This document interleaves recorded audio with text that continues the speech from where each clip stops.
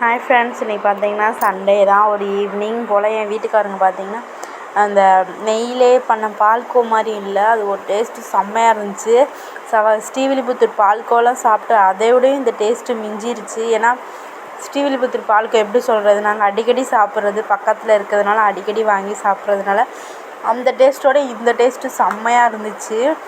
அது அப்படியே ஒரு கேக் மாதிரி நல்லா செம்மையாக இருந்துச்சு. இது சாப்பிட்டுட்டு பக்கத்தில் தம்பி வந்துட்டு நேந்திரப்பழம் சிப்ஸ் கேட்டிருந்தா, அதுவுமே அவங்க அப்பா வாங்கிட்டு வந்திருந்தாங்க. அதையுமே கொடுத்துட்டு சாப்பிட்டதுக்கப்புறம் ஈவினிங் ஆயிடுச்சு. ஈவினிங் ஆகி நைட்டுக்கு சாப்பாடு பண்ணலாம் அப்படி சொல்லிட்டு, ஞாயிற்றுக்கிழமைனாலே மட்டன் சிக்கன் ஃபிஷ் ஏதாவது இல்லாமல் இருந்தால் நமக்கு ஞாயிற்றுக்கிழமையே போகாதே. இங்கிட்டு தலை மட்டனை கொதிக்க வச்சாச்சு.